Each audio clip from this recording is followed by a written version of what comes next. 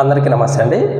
ఆంధ్రప్రదేశ్లో ఎవరైతే ఈ పెన్షన్ తీసుకోవాలి అనుకుంటున్నారో అటువంటి వారికి, అలాగే కొత్తగా పెన్షన్ని అప్లై చేసుకోవాలి అనుకుంటున్న వారికి, అలాగే సదరం సర్టిఫికేట్లు రెడీ చేసుకోవాలి అనుకుంటున్న వారికి, అంటే ఈ 3 కేటగిరీస్కి సంబంధించిన వారికి ఏపీ ప్రభుత్వం, కూటమి ప్రభుత్వం ఒక షాకింగ్ న్యూస్ చెప్పడం జరిగినది. ఇప్పుడు వాటి వివరాలనే నేను మీకు ఈ వీడియోలో తెలియజేసే ప్రయత్నం కూడా చేస్తాను.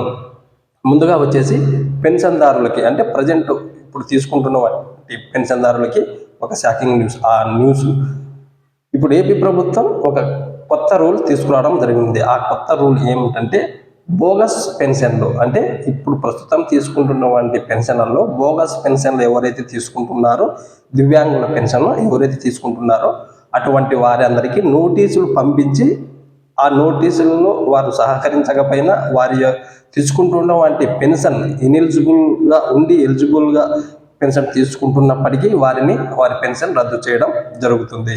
ముందుగా 15,000 రూపాయలు పెన్షన్ ఎవరైతే తీసుకుంటున్నారో అటువంటి వారు, అంటే మంచానికే పరిమితమై ఉన్నటువంటి వారికి 15,000 రూపాయలు ప్రతి నెల పెన్షన్ ఇవ్వడం జరుగుతుంది. ముందుగా అటువంటి వారిని ఈ ఎంక్వైరీ చేయడం జరుగుతుంది, అంటే వారికి నోటీసులు ఇచ్చి ఈ ఎంక్వైరీ చేయడం జరుగుతుంది అధికారులు. ఖచ్చితంగా ఈ 15,000 రూపాయలు ఎవరైతే తీసుకుంటున్నారో అటువంటి వారందరికీ జనవరి ఎండింగ్ వరకు వారినే ఎంక్వైరీ చేయడం జరుగుతుంది. సుమారు 25,000 మంది పెన్షన్దారులు, అంటే ఈ 15,000 రూపాయలు పెన్షన్ తీసుకుంటున్న వారు 25,000 మంది ఉన్నట్లు కూడా ఏపీ ప్రభుత్వం దగ్గర ఒక రిపోర్టు ఉంది. అందులో కొన్ని బోగస్ పెన్షన్లు ఉన్నట్లు కూడా వారి దగ్గర రిపోర్ట్ ఉంది. కాబట్టి ముందుగా ఎవరైతే ఈ 15,000 రూపాయలు పెన్షన్ తీసుకుంటున్నారో అటువంటి వారిని ఎంక్వైరీ చేయడం జరుగుతుంది జనవరి నెల మొత్తం.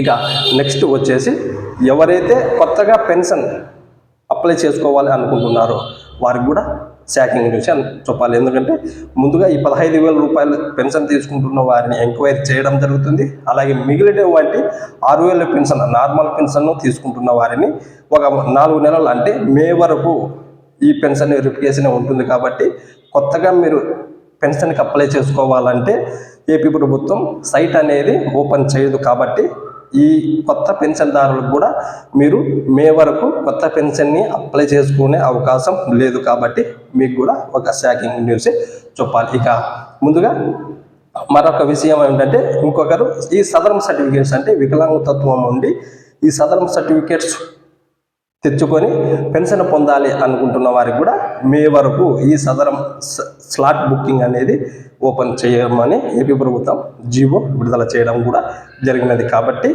ఈ సదరం అప్లై చేసుకోవాలనుకుంటున్న వారు, అంటే ఈ సదరం తెచ్చుకోవాలి అనుకుంటున్న వారు కూడా మీకు కూడా మే వరకు ఎటువంటి సైటు ఓపెన్ కాదు.